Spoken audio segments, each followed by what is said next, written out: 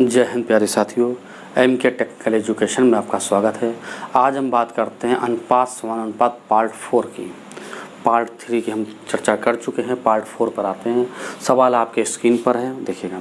ये दो संख्याएं का अनुपात, ये दो संख्याओं का अनुपात 2:3 के अनुपात में। देखिए, दो संख्याएं हैं जिनका अनुपात 2:3 में है और उनका गुणनफल 96 है, तो उनको संख्याओं का योग ज्ञात करिएगा।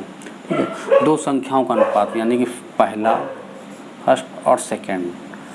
इस सवाल को कैसे बनाते हैं, इस विषय पे हम चर्चा करते हैं। दो संख्याओं का अनुपात 2:3 में है, 2:3 में है। इनका गुणनफल 96 है, यानी इनका जो गुणनफल है वो 96 है। ठीक, अब इस तरह के सवाल को कैसे बनाते हैं। अगर आपने 2×3 कर दिया और फिर आपने इसको सॉल्व किया तो आपका उत्तर गलत हो जाएगा। इसको करना कैसे, उस पर ध्यान दीजिएगा। देखिए, जब भी इस तरह का सवाल आए 2x, इसको मान लीजिएगा 2x × 3x बराबर 96। ठीक है, इसको मान के करिएगा, नहीं तो आपका क्वेश्चन गलत हो जाएगा। आप काट दीजिएगा, 3 त्रिका 9, 3 दूनी 6। ठीक, 2 एकम 2, 2 छंग 12, यानी x² बराबर 16 आ गया, तो x बराबर 4। ये चीज़ क्लियर हुई। यहाँ तक किसी कोई दिक्कत। x बराबर 4 आ गया। हमने संख्या क्या मानी थी, 2x और 3x। इसमें इसका मान रख दीजिएगा, 4 दूनी 8, 4 दियो 12। हमसे पूछा क्या गया, इसका पहली और दूसरी संख्या मिला के योग कितना है। दूसरी संख्या, दोनों संख्याओं का योग कितना है। हमारा योग कितना है, जी रहा 12, 8, 20। आंसर हमारा बी राइट आंसर है। ठीक है, कभी भी आपसे ही पूछा जाए दो संख्याओं का गुणनफल, 3 संख्याओं का गुणनफल, 4 संख्याओं का गुणनफल, या उनके वर्गों का गुणनफल, या उनके घनों का गुणनफल, तो आप कभी उनका आपस में इस तरह से गुणा नहीं करिएगा। आप यहाँ से करिएगा, इस तरह से उनको मान के करिएगा। चलिए, नेक्स्ट सवाल आ रहा है, उस पर आप ध्यान दीजिएगा, उसमें इसका भी हम चर्चा करते हैं।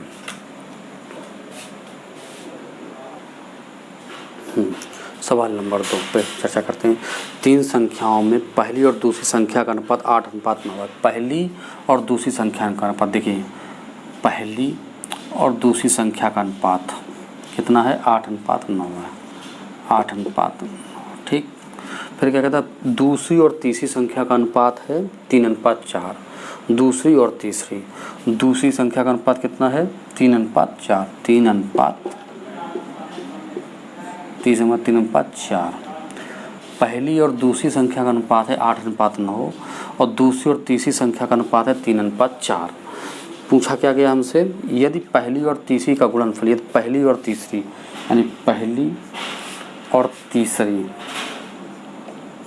का गुणनफल कितना है, 2400 है। पहली और तीसरी गुणनफल 2400 है, तो दूसरी संख्या हमको ज्ञात करनी है। अब इस तरह का सवाल वैसे ही लगाएंगे जैसे अभी हमने पहला सवाल लगाया था। 8 पहली और दूसरी का अनुपात हमारा है 8:9 और दूसरी और तीसरी का अनुपात है 3:4 और पहली और तीसरी का गुणनफल है 2400, यानी हमें पहली और तीसरी गुणनफल दिया हुआ है। अब आप ध्यान से देखिएगा, इसको पहले तो हम बराबर करते हैं, 8। ठीक, इसको बराबर करेंगे, क्या करेंगे, ये तो 9 है, तो हम 3 का अगर गुणा करें तो बराबर हो जाएगा बी, यानी हमारा सेकंड पार्ट बराबर 3 त्रिका 9। ठीक, इसमें 3 चौको 12, 8:9:12, ये हमारी संख्या निकली। अब हमसे कह रहा है पहली और तीसरी गुणनफल, पहली और दूसरी। अब इसको हम मान लेते हैं 8x, अभी आपको बताया है। ठीक, पहली और तीसरी, ध्यान दीजिए, पहली और तीसरी यानी पहली और तीसरी का गुणनफल यानी 8x × 12x बराबर है 2400। यहाँ तक चीज़ क्लियर हुई, सॉल्व कर लीजिएगा। 12 दूनी 24, 8 25 है 200, यानी एक्स स्क्वायर बराबर हमारा आ गया 25। तो एक्स बराबर कितना हुआ 5, ये दिख रहा है ना। हाँ, एक्स बराबर 5 आ गया। हमसे पूछा क्या गया, हमसे पूछा गया तीसरी संख्या हमें ज्ञात करिए। दूसरी संख्या, सॉरी, ये दूसरी संख्या हमको उससे पूछी गई है। तो दूसरी संख्या क्या होगा, 9x रखा है, 5 ने इसका मान रख दिया इसमें, 5 गुणे 9 बराबर 45। ये हमारा आंसर आ गया। तो इस तरह के सवाल को हम इस तरह से लगाएंगे। लेकिन क्या इसमें और कोई तरीका था इसको लगाने का, तो जी हाँ बिल्कुल था, इसमें और तरीका था। देखिए 8, 9 और 12 के अनुपात में आया ये सवाल, तीनों संख्याएं आई। अब हमें पूछा गया है दूसरी संख्या के बारे में, हमसे पूछा गया है।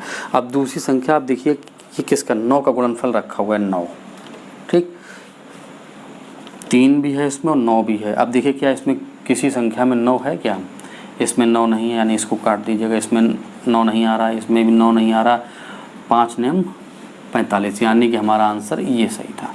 अगर हम इसको ऑप्शन से ही लगाते तो ये सारी प्रोसेस हमें ना करनी पड़ती, एक ही बार में हमारा आंसर आ जाता। लेकिन हमें बेसिक पूरा रखना है अपने पास, बेसिक रख के चलना है।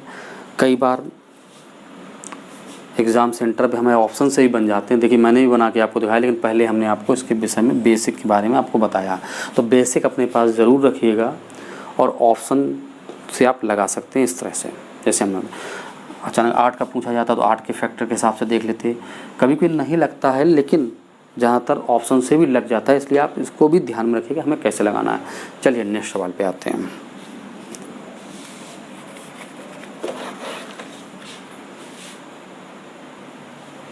हाँ, तीसरा सवाल देखिए आपकी स्क्रीन पर। अब देखिए अभी जो मैंने आपको तीसरी सवाल नंबर 3 पे आते हैं।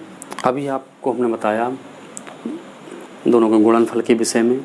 अब हम बताते हैं आपको वर्गों के विषय में, कि वर्गों के बारे में अगर पूछते तो अब देखिए सवाल आपके स्क्रीन पर है, ऑप्शन आपके वो हैं।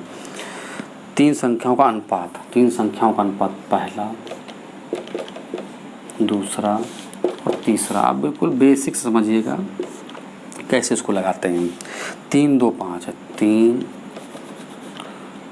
3 अनुपात 2 अनुपात 5। तीनों संख्याओं का अनुपात 3 अनुपात 2 अनुपात 5 है। उसके बाद पूछा गया है उनके वर्गों का योग, उनके वर्गों का योग हमारा है, उनके वर्गों का योग है 1862। उनके वर्गों का योग है 1862, उनके वर्गों का योग है 1862। अब इस तरह सवाल को कैसे लगाते हैं, उसमें पूछते हैं और सबसे छोटी संख्या ज्ञात करो। सबसे छोटी संख्या क्या है, ये हमको ज्ञात कर। देखिए इसका 3, इसका 2, इसका 5। सबसे छोटी संख्या हमें ज्ञात करनी है कि हमें सबसे छोटी संख्या क्या है। इसको कैसे लगाएंगे अभी मैंने बताया, इसको हमेशा मान लीजिएगा आप। तो इनके वर्गों का देखिए 3x का स्क्वायर करिएगा, वर्गों का योग है, प्लस 2x का स्क्वायर करिएगा, प्लस 5x का स्क्वायर बराबर 1862। इतनी चीज़ क्लियर हुई। अब देखिए 3 3 का 9, 9x प्लस 2 दूनी 4x प्लस 55 x स्क्वायर बराबर 1862। ठीक, जोड़ लीजिएगा। 5 4 9 9 18 का 8, 16 का 1, 2 1 3, 38 x स्क्वायर बराबर 1862। कितने बार कटेगा, ये 49 बार कट जाएगा। 49 रखा है x स्क्वायर बराबर 49, तो x बराबर 7 दिख रहा है ना। हाँ, x बराबर 7। ठीक, ये चीज़ आ गई, हमारा x का मान आ गया, x बराबर 7। सबसे छोटी संख्या कौन सी पूछी गई थी, ये थी। ठीक, x का मान 7 दूनी यानी कि 14 है। आंसर हमारा ऐसे ही सही है।